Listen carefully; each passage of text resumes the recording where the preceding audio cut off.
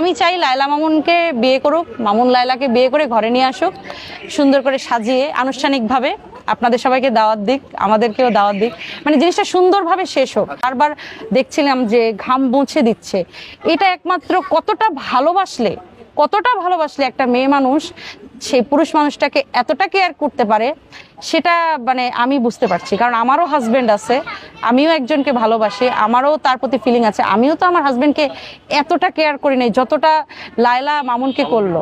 মামলা মোকদ্দমা শেষ করে দিয়ে মামুনের উচিত এখন লায়লাকে ঘরে এনে সুন্দরভাবে বিয়ে শাদী করে হানিমুন করা, এবং ওদের লাইফটা যেহেতু মিডিয়া রিলেটেড, ওরা ভাইরাল টপিক ভিডিও টিডিও বানাচ্ছে, ওদের সুন্দর সুন্দর রোমান্টিক কাপল ব্লগ করা উচিত।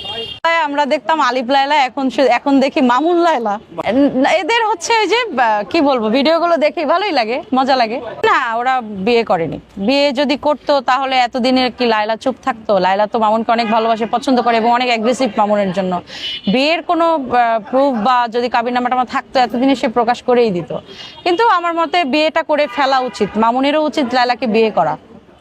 সুগার মাম্মি, এখন একটা বিল্ডিং এ ছাদ কিন্তু উপরে একটা থাকে, সে কিন্তু এক ফ্লোরে থাকতো, মামুন অন্য ফ্লোরে থাকতো, এটা কিন্তু তাদেরই ভাষ্য। আমি তো তাদেরকে কিছু করতে দেখিনি, সো আমি কেন বলবো? আমরা একটা ভিডিওতে দেখছি যে তার নিচতলায় কোনো রুম নাই, তিনি বলছে যে নিচতলায় ছিল মামুন, উপরতলায় ছিল।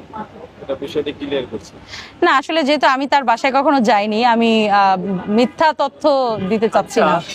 আপনি কি মনে করেন, আপনার থেকে আপনি বলাটা উত্তর দিবেন, আপনি কি মনে করেন যে আসলে মামুন লায়লার ভিতরে কোনো কিছু হয়নি? এত লং টাইমে ভালোবাসায় এক সাধারণ ছিল যেহেতু কোনো কিছু হয়নি, এটা মনে করেন?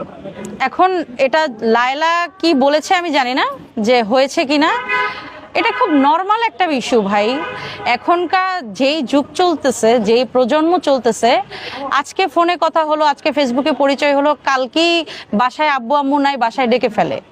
তো সেখানে এই প্রশ্ন করাটাই তো একটা বোকামি আপনি করে ফেললেন। আমি আর কিছু বলতে চাই না। আসলে মামুন লায়লা কিন্তু একজন মুসলমান, এটা কিন্তু আপনি মানতে হবে। হ্যাঁ, মুসলমান হয়ে বিয়ে ছাড়াই এক ছাদের তলে এত লং টাইম কিভাবে থাকে একটা মানুষ?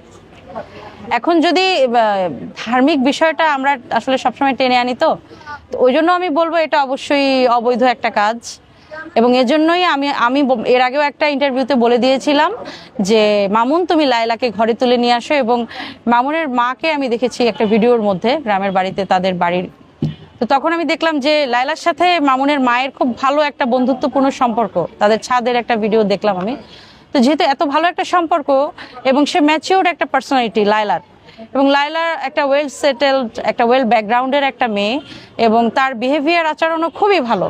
তো বউ হওয়ার জন্য সব যোগ্যতাই যে মেয়ে মানুষটার আছে, তার সাথে যদি মামুনের শারীরিক সম্পর্ক এত বছর ধরে থেকেও থাকে, তো শুধুমাত্র বয়সের জন্য মামুন লায়লাকে লাথি দিয়ে ফেলে দেওয়া বা ঘর থেকে তাড়িয়ে দেয়া বা সংসারের টেনে না সংসারে মানে তাকে বউ করে না নিয়ে আসা, এটা এই কারণটা আমার কাছে একদমই মানে ভালো লাগলো না, আর আমি এটাতে সাপোর্টও করি না।